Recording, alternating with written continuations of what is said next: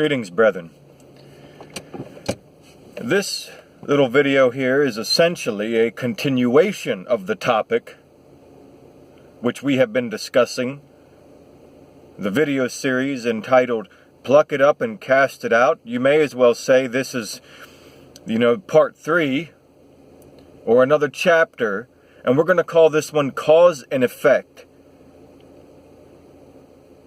Because after all, the principles which were discussed in those two videos, Pluck It Up and Cast It Out, are not the main tool, are not the main principle to apply in your life. You can't just go around doing that always and expect everything to be okay. That's just a tool, that's just a weapon, however you want to look at it, to use. There's many other things that are part of keeping our soul. Many other things which are part of enforcing God's will in us and in our lives. Many other things that pertain to being a good steward. And so that's what we're going to discuss here is cause and effect. Cause and effect is a law that obviously and clearly is operative in this universe. Nothing just happens.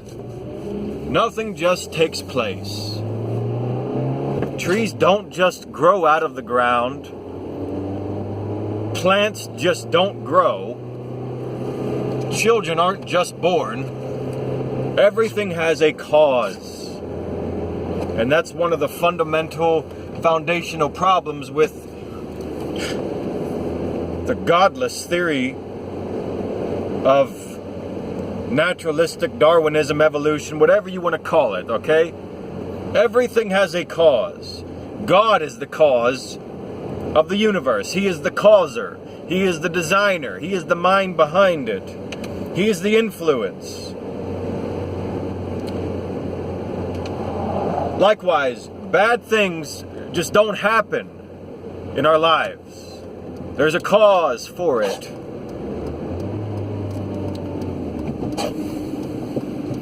And so, this is a law which surely can be abated or overridden for the purposes of God.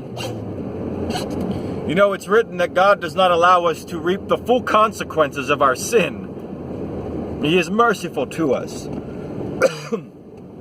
That's just one way. But cause and effect is real. If you pick up a burning coal in your hand, you're going to get burned.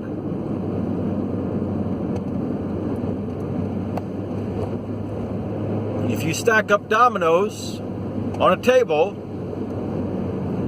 and you push the first one over, the whole thing is going to fall over. Cause and effect. Well, enough about that. Cause and effect. Many people who say they are Christians seem to think that being born again somehow frees them from the law of cause and effect. As if 2 plus 2 would no longer equal 4.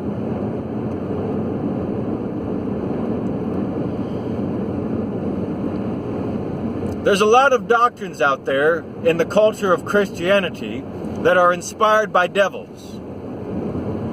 Jesus warned about it. Paul warned about it.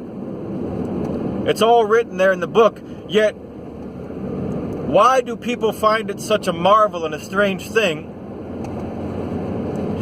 that those things are here and now today, and they are working in the hearts and minds of people today? And people are afraid to call a duck a duck. What I mean by that is, I mean that figuratively, that people are afraid to judge because they have been influenced by some of these false doctrines. You and I are called to discern and to judge wrong teaching from the right teaching. From the truth the truth from the lies, to separate it, and have no fellowship with that which is wrong. And so that's why I'm here telling you today that cause and effect is still a real law that is operative, and it doesn't matter if you're born again or not. There's still a cause and effect law at work in your body, in your soul, in this universe. It's inescapable. Now, I'm saying all that because I want to say this. It's not going to do you or I any good to apply the principles that were discussed in Pluck It Up and Cast It Out parts 1 and 2. It's not going to do any good to do that if you don't begin to cooperate with cause and effect. If you don't begin to use some common sense. Alright? It's of no avail for you and I to change our diet and begin to eat good food, yet still continue to snack on sugary items consistently, intermittently throughout the day. That is going to cancel out whatever good you do. It's going to work against it. It's futile. It's of to no avail to stop eating bad food and not replace it with good, healthy, nutritious food.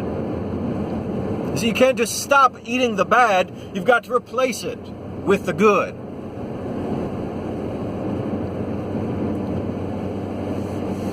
These are very commonsensical things. And so it is with our soul, brethren. There's a principle in the Bible where it says to not sow seed among the thorns any longer. Now, let me shift gears here a little bit, literally, and in this conversation.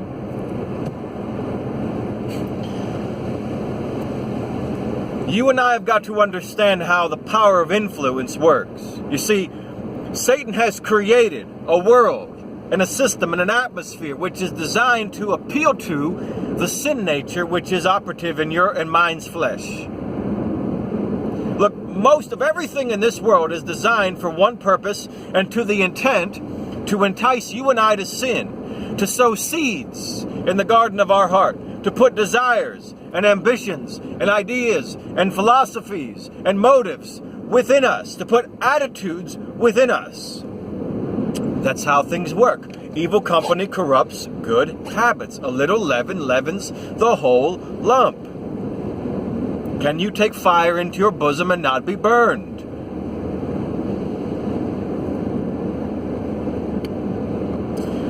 It is written in the book of Galatians to not be deceived. For he that sows to his flesh will of the flesh reap corruption. But he who sows to the Spirit will of the Spirit reap life everlasting. And to sow to your flesh and therefore reap corruption, that corruption can be, the nature of that corruption is that you will wax worse and worse. You will get more fleshly and more fleshly in your reasoning. And not only that, but you won't want to change anymore. You will get comfortable in the flesh. You will be calloused. You will essentially be given over to a spiritual reprobated mind. And you won't even want to do good anymore. That's the nature of that kind of corruption. The more you sow to the flesh, the more fleshly and carnal and sinful you will become, and the less likely that you will want to not be that way anymore. Do you understand? Okay, so how does this apply to plucking it up and casting it out? Well, listen, plucking it up and casting it out is not going to do you any good if you keep wicked influences before your eyes and in your ears and in your life. For instance, let's say you've got a problem with,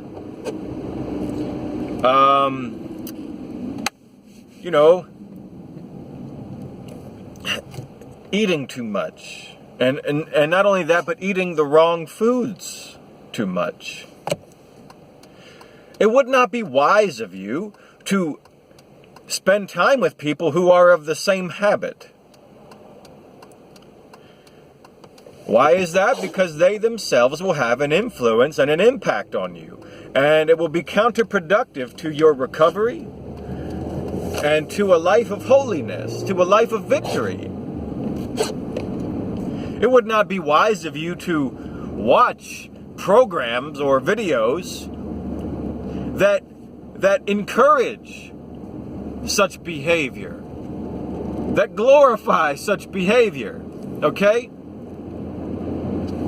All right, so listen. David, the king and the prophet, said, I will set no wicked thing before mine eyes. Now, let me give you an example of something here.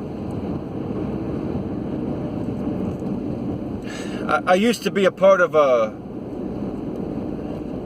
church assembly, and there was a guest speaker that came in, and we had gotten to know each other fairly well over a period of months,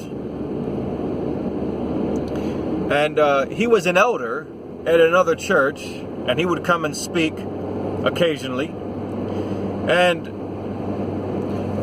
I really don't remember how the conversation started, but he began to confide in me and tell me how his son, who was probably 16 or 17, where he was watching his behavior get worse and worse. He was becoming more rebellious. He was becoming more carnal-minded. His attitude was not a very good one.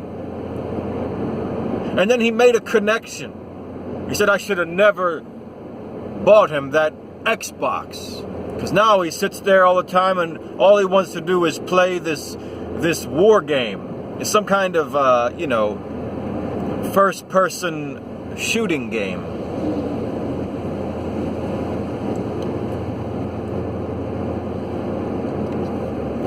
And he basically was saying that, since he's gotten that game system and those games for him, his son's morality, his son's faith, his son's attitude has degenerated. It's corrupted. And I just listened to him speak. And I just outlined the principle that David said.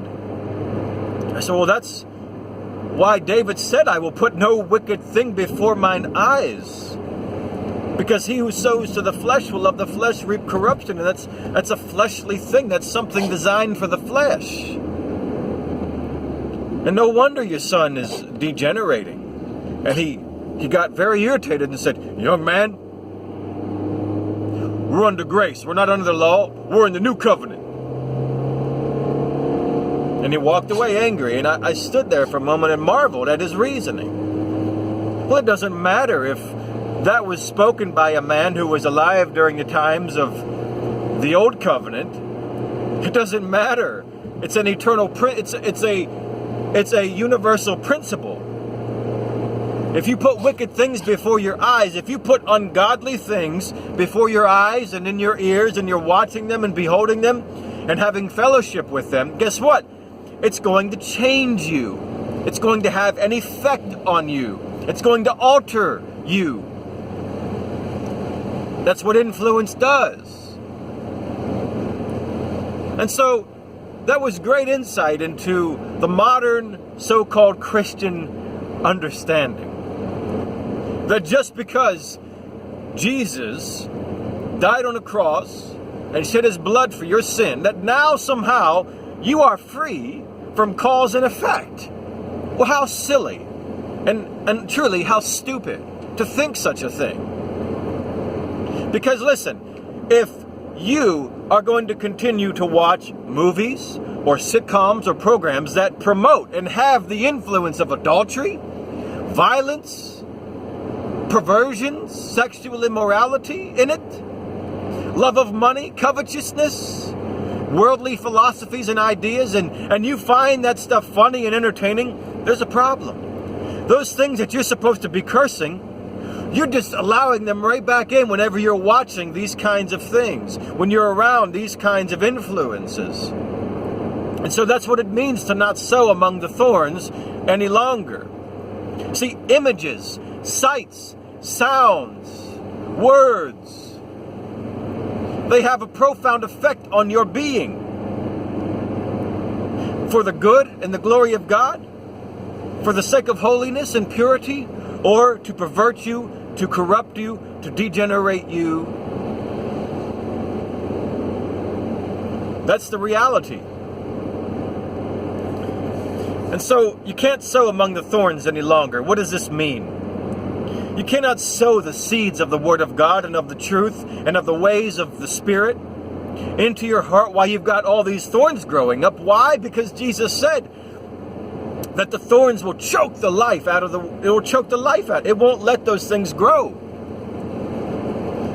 So look, if you're going to be cursing things and rejecting things and telling all these bad attitudes and these bad desires to get out, but then you're going to go and sit down and watch fleshly movies and fleshly videos and listen to fleshly music, I mean, I'm in shock at times to discover that born-again people, I suppose they're born again, would be indulging in such things. Well, I have freedom in Christ. Yeah, you sure do. But be not entangled again with a yoke of bondage. Stand fast, therefore, in the liberty wherewith Christ has made you free. And don't forget that cause and effect is still operative. So look, you can't be watching things because you can't be watching things that are promoting those kinds of things. They're that kind of an influence because they're putting seeds in your heart. That's part of where the attitudes come from. That's part of where the selfishness comes from. That's part of where the covetousness and the sexual immorality come from, my friends. You got to understand where these things are coming from. They're coming from influences all around you and I. They're on billboards. They're on advertisements. They're on your smartphone. With certain apps you've got, you'll see these things. Some things are unavoidable. I understand you can't go under a rock and hide. But you and I have got to understand cause and effect and implement a system in our lives to minimize those things and use the principles of plucking up and casting out to get rid of things. But not so among the thorns.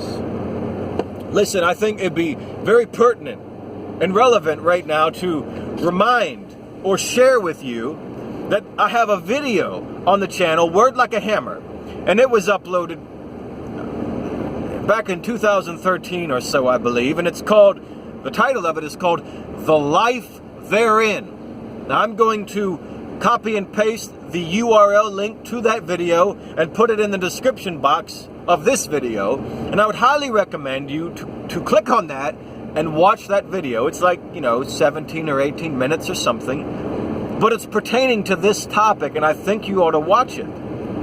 Cause and effect is real. It's not going to do you and I any good to be cursing evil, to be cursing sin and bad attitudes and all those ickies that try to grow up inside of us and affect us and influence us. It's no good to pluck them up and cast them out if you're going to go back to the place that inspires you to feel that way, that influences you to think and feel that way. It's called sowing among the thorns. And we're not supposed to do that. It's common sense. Listen, and besides that even, you and I are called to be holy as He is holy. We are the temple of God. Certain ideals and philosophies and things do not belong. Now, we can't avoid it sometimes to see and behold and hear these things because we're in a fallen world. We're going to be around people who are themselves profane and are bad influences. But see, that's why we have those principles to deal with them properly. We're not supposed to willingly go and indulge in and find it funny and find it entertaining and enjoyable. If we're finding it entertaining and enjoyable and fun and attractive, brethren, that is evidence of a greater problem. So listen, you and I are called to cleanse ourselves from all filthiness of the flesh and the spirit and perfect holiness in the fear of God. Cause and effect is real.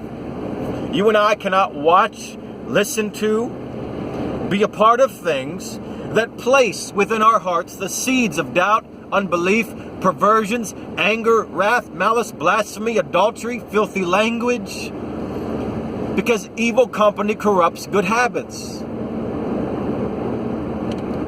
It's very simple.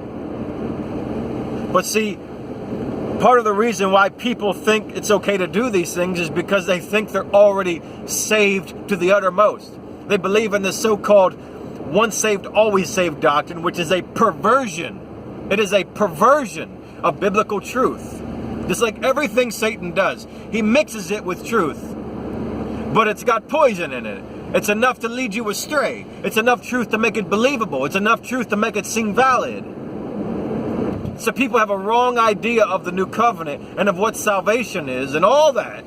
And these false doctrines of devils enable people to live and subsist in ways that are spiritually dysfunctional and erroneous and non-commonsensical, and they defy God's principles and God's commands. Cause and effect. Cause and effect. You've got to eliminate the causes in your life that are wrong. You've got to eliminate the causes which have the bad effects. You're called to be holy. You're called to walk circumspectly. You're called to abstain from all forms of evil. You're called to not play in the mud.